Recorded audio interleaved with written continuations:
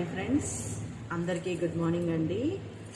మరో కొత్త బ్లాగ్తో మీ ముందుకు వచ్చేసింది మీ ఆంధ్ర అమ్మాయి. ఎలా ఉన్నారండి అందరూ? మీరందరూ బాగున్నారని అనుకుంటున్నాను. రెగ్యులర్గా నేను ఎప్పుడు వీడియో స్టార్ట్ చేసినా కూడా పూజతో స్టార్ట్ చేస్తాను కదండి. అంటే పూజ పూర్తయ్యాక నేను వీడియో షూట్ చేయడం స్టార్ట్ చేస్తాను. అయితే ఈరోజు ఏంటంటే నేను మీతో ఇంకొక విషయం షేర్ చేసుకుందాం అనుకుంటున్నాను. చాలా హ్యాపీగా అనిపిస్తుంది, చాలా తృప్తిగా ఉంది. ఆ విషయం నేను సబ్స్క్రైబర్స్తో షేర్ చేసుకుందాం అనుకొని నేను ఈ వీడియో షూట్ చేస్తున్నానండి. అది కూడా పూజకి సంబంధించింది అనమాట. అందుకనే పొద్దున్నే ఈరోజు వీడియో స్టార్ట్ చేశాను. మరి అసలు ఆ విషయం ఏంటో, దానివల్ల ప్రయోజనం ఏంటో ఇవన్నీ కూడా నేను మీకు చెప్తాను.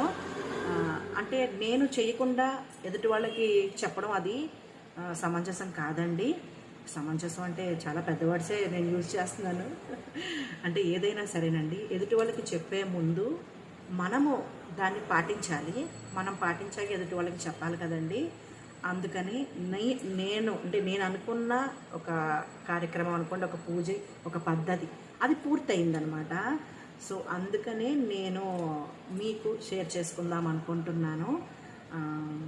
మరి ఆ వీడియో ఏంటి, ఆ విషయం ఏంటి, అది చేసే విధానం ఏంటి, ఇవన్నీ కూడా మీరు ఈ వీడియోలో నాతో పాటు ట్రావెల్ చేస్తూ చూసేసేయండి. రండి వీడియోలోకి వెళ్ళిపోదాము. నేను మీ అందరికీ చూపించాలి అనుకుంటున్న విధానం ఏదైతే ఉందో అది ఇదేనండి. ఈ పళ్ళెం అన్నమాట. చూస్తున్నారు కదా, సరిగ్గా కనిపిస్తుందా లేదా? నేను కొంచెం జూమ్ చేస్తాను. అది ఇప్పుడు కనిపిస్తుంది కదండి. ఇదన్నమాట. అసలు ఇది ఇక్కడ ఎందుకు పెట్టాను ఏంటి అంటే, నేను ఒక గురువు గారి దగ్గర, అంటే ప్రవచనాల్లోనే ఒక గురువు గారి దగ్గర నేను ఇది విన్నానండి. ఈ విధానము నేను నార్మల్గా ఈ పటాలు ఏవైతే ఉన్నాయో పటాల వరకు మాత్రమే నేను పూజించుకుంటాను. నేను విగ్రహారాధన నేను ఏది చెయ్యనండి. ఎందుకంటే దానికి ఒక్కొక్క విగ్రహారాధనకి ఒక్కొక్క కఠినమైన నిర్ణయాలు, పూజా విధానాలు ఉంటాయండి. అవి మన వల్ల అవ్వచ్చు, అవ్వకపోవచ్చు. మనం అది సరిగ్గా చేయలేదనుకోండి, భగవంతుడు ఏదో మనల్ని శపిస్తాడని కాదండి. భగవంతుడు ఎవరిని కూడా శపించడండి. ఆయన మనకి తల్లి తండ్రి అన్నీ భగవంతుడే. సో ఆయన మనకి నెగిటివ్ ఎనర్జీ అయితే మనకి ఎప్పుడు ఇవ్వరండి. అయితే సరిగ్గా చేయకపోతే మనకే మనసులో, అరే నా వల్ల ఇలా జరిగిపోయింది, అరే ఇది ఇలా చేయకూడదు, ఆ వీడియోలో అలా చూపించారు, నేను అలా చేశాను, అలా చేసేసాను, అయ్యో ఇలా చేయాల్సింది అని మనకే ఏదో ఫీలింగ్ వచ్చేస్తూ ఉంటుందండి. సో అంటే మనలో మనకే నెగిటివ్ ఎనర్జీ వచ్చేస్తుంది అనమాట. ఆ నెగిటివ్ ఎనర్జీ థాట్ అంటే అలా థింక్ చేసుకుంటూ మనం ఏది చేసినా కూడా మనకి నెగిటివే వస్తుందండి. సో అందుకనే విగ్రహారాధనలు ఏవి కూడా నేను చేయనండి. వాటి యొక్క నియమాలు భిన్నంగా ఉంటాయి. సో నేనైతే నార్మల్ పూజ చేసుకుంటాను. నిత్య దీపారాధన అంటే ప్రతిరోజు దీపం అనేది వెలిగిస్తాను. అది మాత్రం నేను చేస్తాను. సో ఇది మాత్రము నేను మీకు చూపిస్తాను చూడండి. ఇది పూజ పూర్తయింది కాబట్టి నేను ఇక్కడ అక్షంతలన్నీ కూడా నేను పక్కకి పెట్టుకొని నేను మీకు విగ్రహం చూపిస్తున్నాను. ఇది వచ్చేసి చూసారా, మీకు పైన అక్షంతలు కనిపిస్తున్నాయి, కింద తెల్ల బియ్యం కనిపిస్తున్నాయి కదా.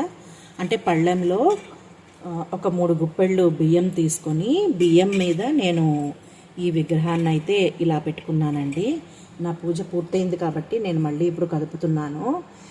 ఇది వచ్చేసి ఆవు దూడ విగ్రహం అండి. ఇది మీకు కనిపిస్తుంది కదా, అక్షంతలు మళ్ళీ కింద పడతాయేమో చూసారా. ఆవు దూడ విగ్రహం అండి.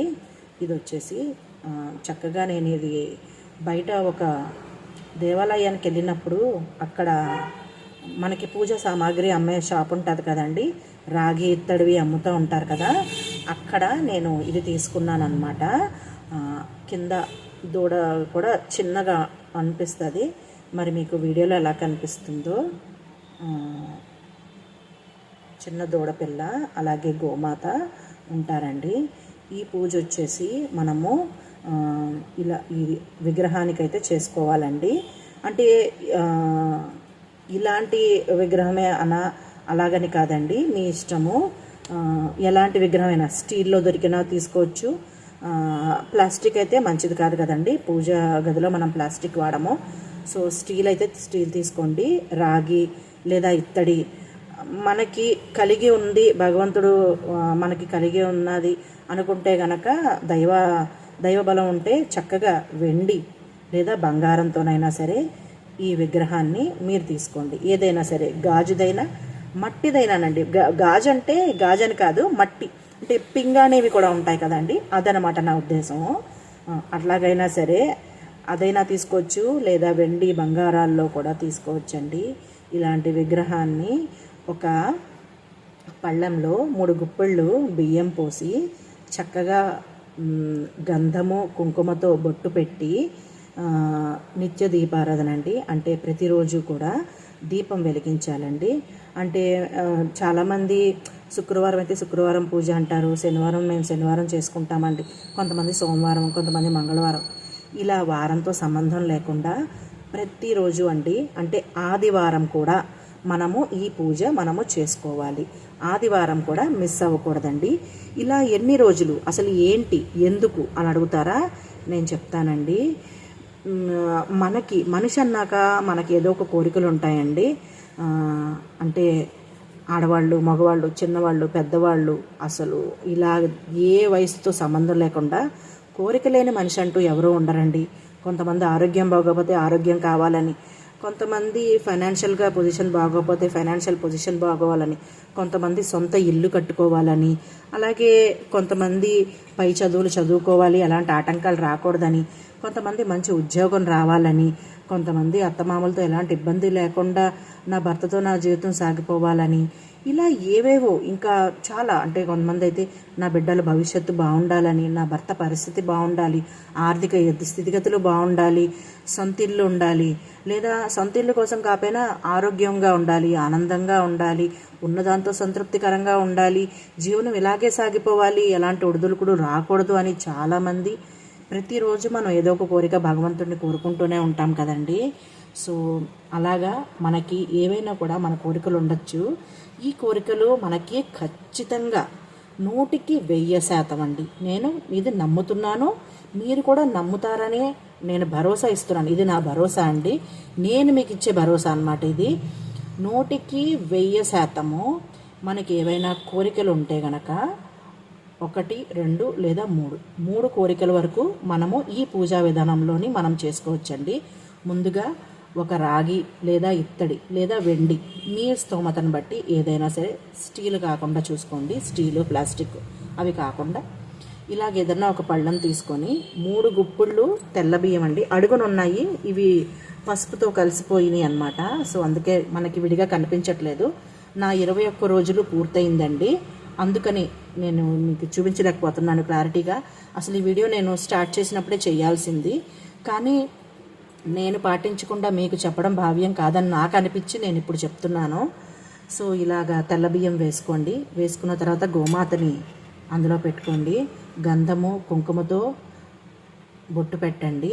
నిత్య దీపారాధన రోజు 2 దీపాలు వెలిగిస్తాం కదండి, చక్కగా అటొక దీపం ఇటొక దీపం వెలిగించండి.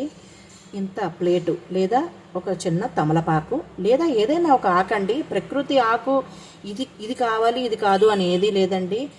మనకి తెలుసు కదా, వినాయక చవితిలో ప్రతి ఒక్క పత్రి మనం వాడతామండి. సో ఏ పత్రి అయినా పర్వాలేదండి. 1 లేదా 2 ఆకులు ఇలాగ గోమాత ముందు ఇలాగ ఇక్కడ ముందు ఇలా పెట్టుకొని దాని మీద ఒక చిన్న బెల్లం మొక్కండి. పంచదార కాదండి, పంచదార కూడా పెట్టచ్చా పెట్టకూడదా నాకు తెలియదండి. నేను తెలుసుకున్న విధానంలో అయితే నేను బెల్లం అని నేను చదువుకున్నాను. బెల్లము లేదా పటిక బెల్లం ఉంటుంది కదండి, ఇలా మనకి ఇప్పుడు ప్రసాదం చిప్స్ రూపంలో దొరుకుతాయి చిన్న చిన్నవి, అలాగా చిన్న ఆకులో ఇక్కడ పెట్టి నైవేద్యం పెట్టుకొని 21 రోజులండి. ఈ అక్షంతలు ఇవన్నీ ఏంటా అని ఆలోచిస్తున్నారు కదా, అది కూడా చెప్తాను. ఇన్ని అక్షంతలు అంటే 21 రోజులు పూర్తయినాయి కదండి, అందుకనే ఇప్పుడు నా దగ్గర ఇన్ని అక్షంతలు మీకు కనిపిస్తున్నాయి. యాక్చువల్గా ఏంటంటే పూజ మొదలవ్వక ముందు అంటే 21 రోజుల ముందే ఈ గిన్నె నిండుగా నేను అక్షంతలు కలుపుకొని పెట్టుకున్నానండి. అంటే అక్షంతలు కూడా మనం 21 రోజులకు సరిపడా, తక్కువగా ఎక్కువైనా పర్లేదండి, తక్కువ అవ్వకుండా 21 రోజులకు సరిపడా అక్షంతలు ముందుగానే ఒక గిన్నెలో కలుపుకొని నేను ముందుగా పెట్టుకున్నాను. అయితే దీనికి ఎలాంటి పూజ, ఏమేమి స్తోత్రాలు చదివేయాలి, ఏమన్నా ప్రత్యేకమైన పూజలు చేయాలంటే ఏమీ లేదండి. భగవంతుడు మన నుంచి ఏమీ కూడా ఎక్కువగా ఏమీ ఆశించడండి. మనం భక్తితో ఒక చిన్న దీపము, చిన్న బెల్లం మొక్క ప్రసాదము, మన మనసులో మన కోరిక అంతేనండి. ఏదంటుకుంటే అది ఖచ్చితంగా జరుగుతుంది. అయితే ఈ పూజకు వచ్చిన నియమం ఏంటంటే, ఈ అక్షంతలు ముందుగా కలుపుకున్నాం కదండి, అది ఎందుకంటే ఒక చిన్న మంత్రం ఉందండి. అదేంటంటే ఓం సురభ్యై నమః. నేను మీకు స్క్రీన్ మీద కూడా ఇస్తాను, కొద్దిగా చూడండి. ఓం సురభ్యై నమః. అమ్మవారికి అలాగే కామధేను కూడా మనం పూజించుకునే మంత్రం అండి. ఓం సురభ్యై నమః. ఇప్పుడు నేను చెప్పిన ఈ మంత్రము 21 సార్లు అండి. అక్షంతులు మనము చూసారా, ఇలా అక్షంతులు ఎప్పుడైనా ఇలా తీసుకోండి, ఇలాగ ఈ 3 వేళ్లతోని 21 సార్లు గోమాత మీద ఓం సురభ్యై నమః, ఓం సురభ్యై నమః, ఓం సురభ్యై నమః 21 సార్లు మీరు వెయ్యాలండి. అలాగా 21 రోజులు చేసుకోవాలండి ఈ పూజ. ఈ పూజ చేసినప్పుడు నియమం ఏంటంటే మాంసాహారము భుజించకూడదండి. ఓకేనా? మాంసాహారం తీసుకోకూడదు. మీ ఇంట్లో కావాలంటే మీరు వండండి. నేను మా అబ్బాయికి, మా వారికి అయితే నేను వండుతాను, కానీ నేను తిననండి. నేను తినలేదు, నేను తినకుండా 21 రోజులు నేను చేశానండి ఈ పూజని. అలాగే దీనివల్ల మనకు కలిగేది ఏమిటి అంటే, నేను చెప్పాను కదండి, మీరు ఏదైనా ఒక 3 కోరికలు, మీరు యొక్క 3 కోరికల్ని కూడా ఒక చిన్న కాగితం తీసుకోండి. నేను ఇది ఫోల్డ్ చేసి పెట్టాను. మన కోరికలు భగవంతుడికి మనకేనండి, వేరే ఎవరికి తెలియాల్సిన అవసరం లేదు. సారీ.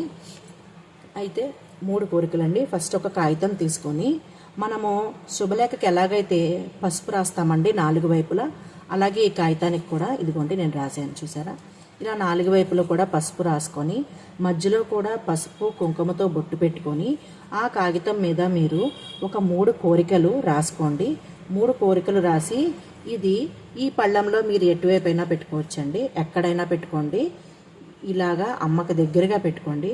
ప్రతిరోజు పువ్వులు పెట్టండి. అక్షంతలతో ఓం సురభ్యై నమః అని 21 రోజులు మీరు పూజ చేసుకోండి. ఆదివారం ఎలాంటి నియమాలు లేవండి, ప్రతిరోజు చెయ్యాలండి. 21 రోజులు సంపూర్ణంగా పూర్తి చేసుకోండి. ఈ ఆడవాళ్ళకి కొన్ని ఇబ్బందులు ఉంటాయండి, నెలసరి ఇబ్బందులు ఉంటాయి. సో మీరేం చేస్తారంటే, ఒక నెలసరి వచ్చి పూర్తయిపోయిన వెంటనే, అంటే 5వ రోజు 6వ రోజు నుంచి మీరు మొదలు పెడితే మళ్ళీ నెలసరికి మీకు 21 రోజులు మధ్యలో ఎలాంటి అడ్డంకులు రావు.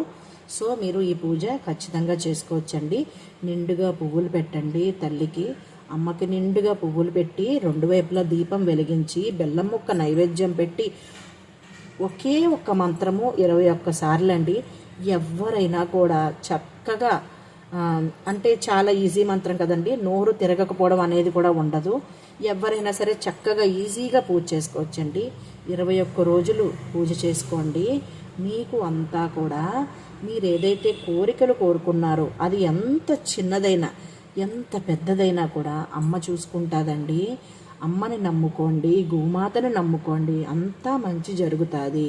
అలాగే మీ ఇంటి ముందుకి ఏదైనా గోమాత వస్తే దానికి ఏదైనా తినడానికి పలహారం ఇవ్వండి. ఏమీ లేకపోతే కనీసం ఒక చెంబుతో నీళ్ళైనా పెట్టండి, నీరైనా తాగి వెళ్తుంది అమ్మ. నేనైతేనండి, నేను బెల్లం ముక్క పెడతాను కదండి, ఆ బెల్లం ముక్కని నేను బ్లాక్ కాఫీ కలుపుకున్నప్పుడు ఆ బెల్లం ముక్క అందులో వేసుకుంటాను, లేదా నేను ఆ బెల్లం ముక్కలను దగ్గర పెట్టుకుంటాను. గోమాత ఇంటికి వచ్చినప్పుడు చక్కగా ఈ బెల్లం నైవేద్యం నేను గోమాతకి తినిపిస్తానండి. అరటిపళ్ళు కానీ ఏమన్నా ఉంటే అవి కూడా పెడతాను. దాంతోపాటు ఇక్కడ ఏదైతే ప్రసాదం ఉందో, నేను కొన్నిసార్లు అయితే చీమలకు పెడతానండి ప్రసాదం. ఇక్కడి నుంచి తీసిన పటిక బెల్లం చిప్స్ ఇవన్నీ కూడా చీమలకి గోడ పైన పెడితే చీమలు తింటాయండి, లేదా గోమాతకి పెడతానండి. లేదా నేను ఏదైనా కాఫీలో కానీ టీలో కానీ కలుపుకోవాలంటే కలుపుకొని నేను కాఫీ టీలు నేను చేసుకుంటాను అనమాట. అలాగా నైవేద్యాన్ని మీరు స్వీకరించండి, లేదా ఇతర జీవరాశులకి పెట్టండి, లేదా వేరెవరికైనా పెట్టండి. నైవేద్యాన్ని వృధా చేయకండి.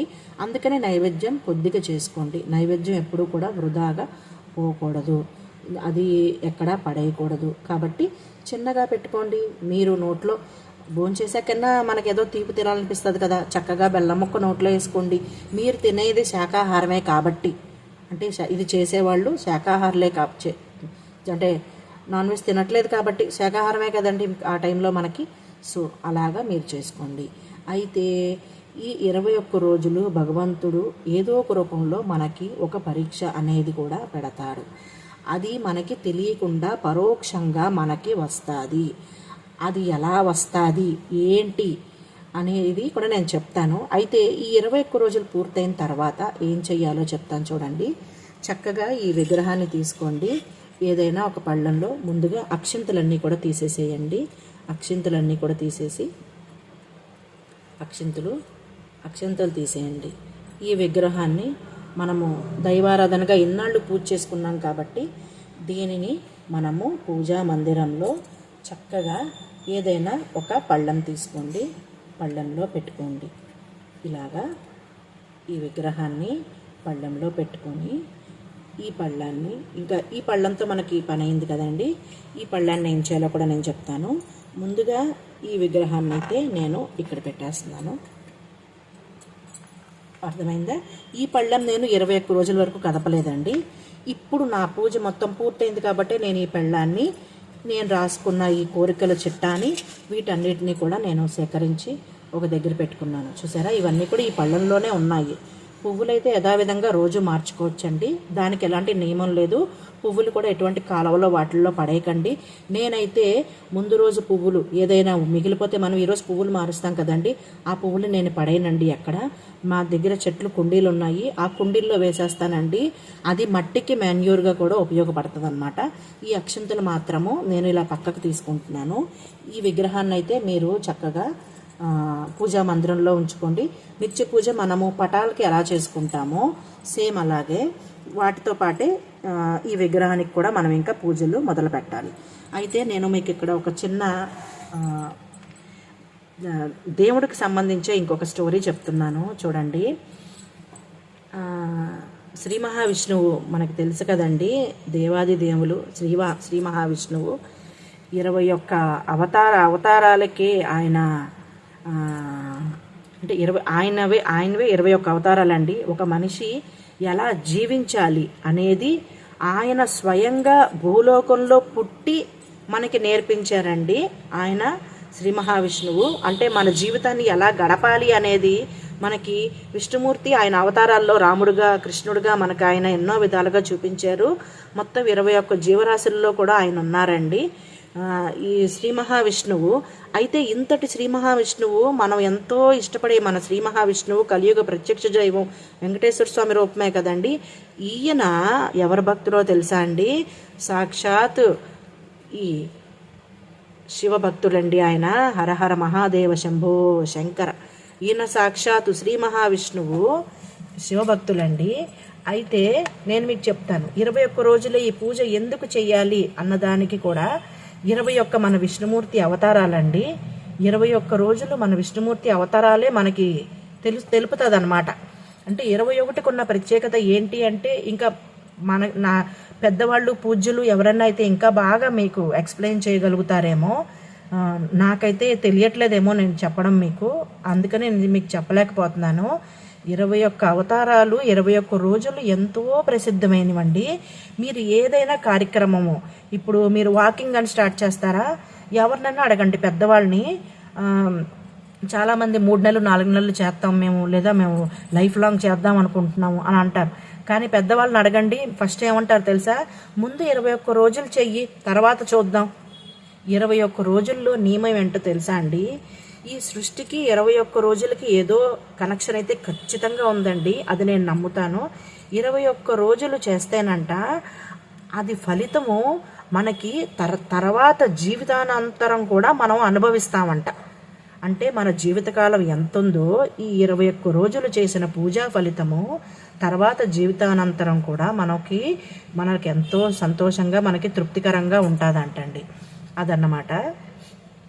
అయితే ఈయన విష్ణుమూర్తి కూడానంట శివభక్తుడు కావడంతో ఈయనంట ఒక కొలంలోని ఒక శివలింగాన్ని చూసి ఏమనుకున్నారంట విష్ణుమూర్తి, 1000 కమలం పువ్వులతో శివుడికి ప్రతిరోజు పూజ చేసుకోవాలి అనుకున్నారంట. ఆ రోజుల్లో కాబట్టి వాళ్ళకి కమలాలు డబ్బులకి అమ్మడం కొనడం ఇలాంటివి ఏమీ ఉండవు కాబట్టి ఆయన కొలంలోవి అంటే కొలంలో ఎవరైనా కోసుకోవచ్చు కదండి మన ఊర్లోని. ఇప్పటికీ మన పల్లెటూరులో అయితే కొలంలో ఎవరన్నా కోసుకోవచ్చండి. అదే సిటీల్లో అయితే గొడవలు అయిపోతాయి. సో కొలంలోని ఉన్న కమలం పువ్వులు ఎక్కువ పూసేవంటండి. సో దానికోసం ఆయన ఏంటంటే ప్రతిరోజు 1000 కమలం పువ్వులతోని 21 రోజులు పూజ చేయాలని నియమం పెట్టుకున్నారంట. మరి స్వామికి ఏం కోరిక వచ్చిందో మన గురించి కోరుకున్నారేమో, నా భక్తులందరూ బాగుండాలి అని చల్లని దేవుడు అలా కోరుకొని 21 రోజులు అంటండి శివుడికి ప్రతిరోజు 1000 పువ్వులతో పూజ చేస్తూనే ఉన్నారంటండి. అలా పూజ చేయగా ఇంకొక రోజు మిగిలిపోయిందంటండి. అంటే 20 రోజులు పూర్తయిపోయినాయి అండి. ఇంకొక రోజు, ఆ ఒక్క రోజు కూడా పూర్తయిపోతే 21 రోజులు పూర్తయిపోయినట్టే. అయితే స్వామి సంతోషంగా ఈరోజు ఆఖరి రోజు నా దేవుణ్ణి ఇవాళ 21వ రోజు పూజ చేసుకోవడానికి వస్తున్నాను అని చెప్పి వచ్చారంట. అయితే ఆ రోజు మన శివుడు కూడా ఆయన మామూలు దేవుడు కదండి, మహాదేవుడు కదండి. ఆయన ఏం చేశారు, కొలంలోనంట ఎప్పుడు పూసే పువ్వులు కాకుండా పువ్వుల్ని తగ్గించారంట. అయితే విష్ణుమూర్తి పువ్వులన్నీ కోసారు, పువ్వులు లెక్క పెట్టారు. ఎంత వచ్చినాయి తెలుసా అండి? 999 వచ్చినాయి అంటండి. ఎంత ఆశ్చర్యంకరండి. ఒకే ఒక్క పువ్వు తగ్గిందంటండి విష్ణుమూర్తికి. చక్కగా రోజు పూజ చేసుకునే విధానం, అయ్యో ఇలా ఎలాగా ఒకే ఒక్క పువ్వు తగ్గింది, నేనేం చెయ్యాలి అంటే శివుడు దేవాది దేవుడు శివుడు ఆయన్ని విష్ణుమూర్తిని కూడా పరీక్షించాడంటండి. మనం ఎంతండి చెప్పండి, మామూలు మనుషులము.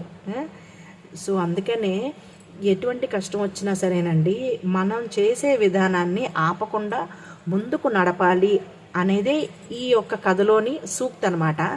అయితే విష్ణుమూర్తి ఏం చేశారంట, చాలామంది అంటే భక్తులందరూ కూడా విష్ణువుని కమలం వలె కన్నుల కలవాడు అని శ్రీకృష్ణుని కూడా మనం భాగవతంలోని మనం చూస్తాం కదండి. శ్రీకృష్ణుణ్ణి నెమలిపించము, అలాగే కమలం వలె కన్నుల కలవాడు అని అంటారు కదా. మరి కృష్ణుడు కూడా ఆయన అవతారమే కదా. అయితే విష్ణుమూర్తి అన్నారంట మనసులో 999 వచ్చినాయి, అయ్యో ఎలాగా అని ఆలోచించి బాధపడేయడం కంటే నన్ను అందరూ కూడా కమలం పువ్వుల వలె కన్నుల గలవాడు అని అంటారు కదా. అంటే నా కళ్ళు కూడా ఒక కమలం పువ్వే కదా అని చెప్పి ఒక కన్ను తీసేస్తే ఏమైంది, ఇంకో కన్ను ఉంది కదా అని ఆలోచించి ఒక కన్ను తీసి అది కూడా ఒక పువ్వు వలె శివుడి దగ్గర పెట్టి నమస్కరించుకున్నారంట. ఎంతో భక్తిగా ఇంత పూజ చేసుకున్నాక మరి ఆ శివయ్య కనికరించకుండా ఎలా ఉంటాడండి. అందుకని వెంటనే విష్ణుమూర్తిని ఆయన విగ్రహ రూపంలో నుంచి బయటకు వచ్చి విష్ణుమూర్తిని ఆలింగనం చేసుకొని తన పూజ ఏదైతే ఉందో సంపూర్ణం చేసినందుకు ఆయన 2 కళ్ళు ఎలాగ మునుపు ఎలా ఉన్నాయో అలాగే చేసి, నీకంటే భక్తుడు ఇంకెవరయ్యా, నీకు ఏ కోరికలు ఉన్నాయో మొత్తం అన్నీ తీరిపోతాయి అన్నారంట. అప్పుడు విష్ణుమూర్తి అన్నారంట, అసలు నా కోరికేంటో తెలియకుండా నువ్వు ఎలాగా నా కోరికలు తీరిపోతున్నాయని చెప్తున్నావు శివయ్య అంటే, నువ్వు ఏదైనా లోక కళ్యాణం కోసమే చేస్తావు కదా, నువ్వు చేసే కోరికలు ఏమీ కూడా నీ కోసం ఉండవు కదా, నీ భక్తుల కోసమే. కాబట్టి నీ భక్తులేంటి నా భక్తులేంటి ఎవరైనా సరే సంతోషంగా ఉండాలి కాబట్టి నీ కోరికలన్నీ నేను నెరవేరుస్తున్నాను అని చెప్తారంట. చూసారా ఈ కథలోని సూక్తి ఏంటంటేనండి, మనకి ఎన్ని కష్టాలు వచ్చినా ఏదొచ్చినా మనం అనుకున్నది పూర్తి చేయాలి. అలాగే నేను ఈ 21 రోజులు నేను ఇది పూర్తి చేసుకున్నానండి, నాన్ వెజ్ తినకుండా. ఇందులో ప్రత్యేకత ఏముందిలే, ఎవరైనా చేస్తారు అని అనుకోవచ్చు మీరు కూడా. దానికి కూడా నేను మీకు ఒకటి చెప్తానండి. 21 రోజులు ఎవరైనా పూర్తి చేస్తారు కదా అని అనుకుంటారు నాన్ వెజ్ తినకుండా. అయితే ఫస్ట్ నుంచి కూడా నాన్ వెజ్ అంటే వెజిటేరియన్స్ అయితే ఓకే అండి, కానీ మేమైతే గనక శనివారం కూడా నాన్ వెజ్ లేకుండా గడవని ఇంట్లో నేను పుట్టానండి. అసలు మా ఇంట్లో ఏంటంటే అసలు శనివారం కూడా కంపల్సరీ నాన్ వెజ్ ఉండాల్సిందే. మా అమ్మ వాళ్ళ ఇంట్లో కానీ మా అమ్మమ్మ వాళ్ళ ఇంట్లో కానీ నాన్ వెజ్ లేకుండా మాత్రం అస్సలు ఉండమన్నమాట మేము. అలాంటి నేను అంటే మా వారు ఎక్కువ తినరండి, కాకపోతే ఆయన వారానికి 2 సార్లు అయితే తింటారు.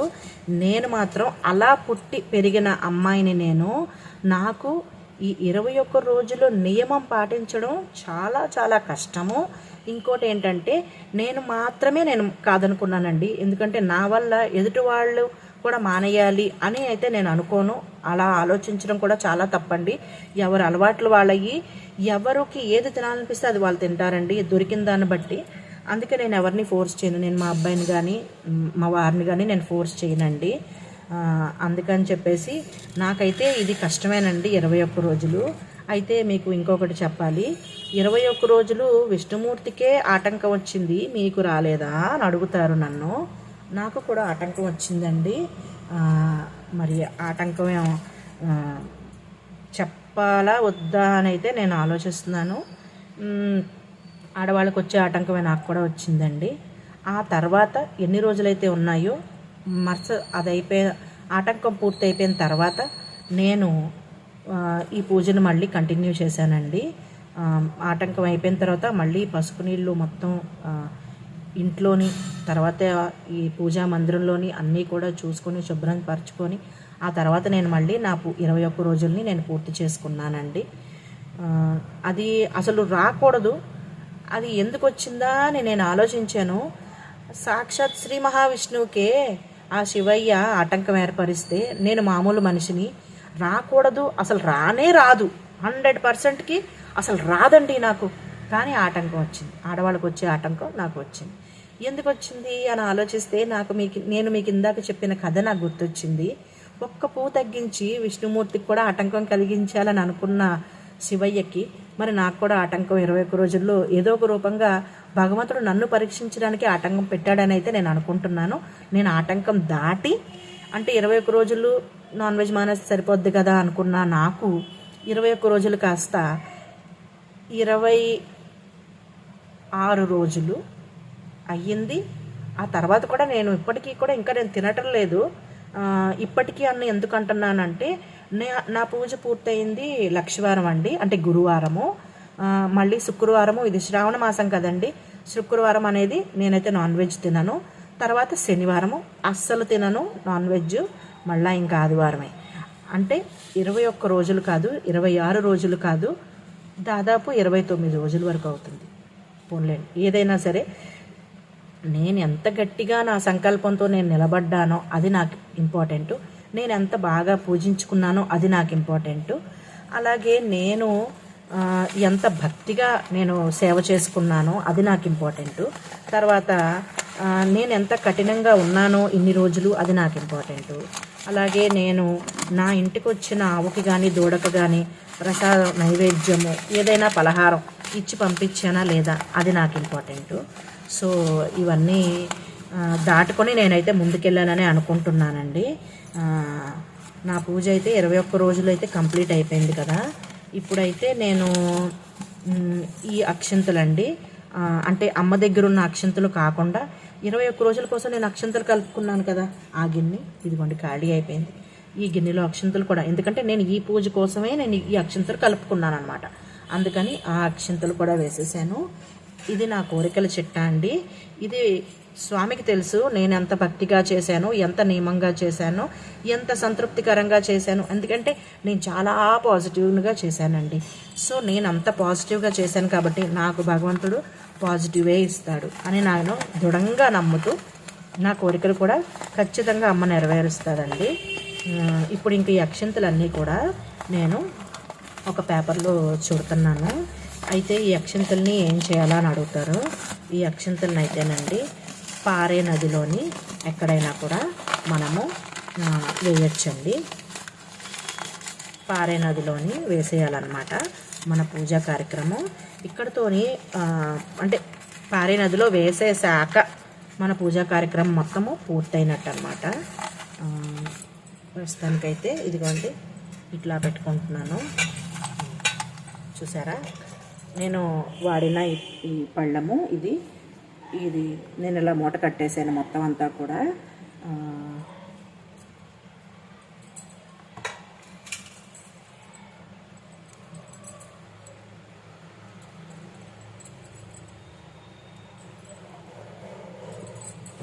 చక్కగా ఈ వీడియో చూశారు కదా, మీకు కూడా బాగా నచ్చిందని అనుకుంటున్నాను. అలాగే నేను చెప్పిన విష్ణువు శివయ్య కథ కూడా మీ అందరికీ అర్థమయ్యిందని అనుకుంటున్నాను. మీరు కూడా ఇలాగే పూజ చేసుకోండి చక్కగా. మీరు కూడా నేను చేసుకున్న విధంగానే పూజ చేసుకోండి. 21 రోజులు తప్పకుండా మీ కోరికలు అయితే అన్నీ నెరవేరుతాయండి. మీరు ఎంత పాజిటివ్గా చేస్తారో అంత పాజిటివ్నెస్ మీకు వస్తుందండి. అది కాకుండా నిత్యం దీపారాధన పెడతాం కదా, అంటే ఆదివారం అని బుధవారం అని ఇలా మధ్యలో వదిలేయకుండా ప్రతిరోజు పెడతాం కదా దీపారాధన, అది మీకు ఎంతో పాజిటివ్నెస్ ఇస్తుందండి. మీ థాట్ మార్చేస్తుందండి. అసలు ఇంట్లో ఎలాంటి గొడవలు, అరుపులు, కేకలు ఏమీ ఉండవండి. మీ ఆరా ఏదైతే ఉందో ప్రతిరోజు మనకు పాజిటివ్నెస్ పెరుగుతుంది కదా, అది ఇంకాస్త పెద్దదవుతుంది అన్నమాట. చక్కగా ఈ పూజ, ఈ విధానం మీ అందరికీ నచ్చిందని అనుకుంటున్నాను. నేను చెప్పిన విధంగా మీరు కూడా పూజించుకొని మీ యొక్క కోరికలు కూడా మొత్తం అన్నీ తీరుతాయి. అమ్మ మీకు తీరుస్తుందని నేను మనస్ఫూర్తిగా నమ్ముతున్నాను. ఈ పూజా విధానం నేను ఈ వీడియో అంతా కూడా మీకు ఎలా అనిపించిందో కమెంట్స్లో నాకు చెప్పండి. ఇంకా నా ఛానల్ని సబ్స్క్రైబ్ చేసుకోండి ఫ్రెండ్స్. మనకి చాలా సబ్స్క్రైబర్స్ తక్కువ మంది ఉన్నారు. నచ్చుతుందని అనుకుంటున్నా వీడియో కూడా మీకు. ఓకే అండి. సర్వేజన సుఖినో భవంతు. నమస్తే.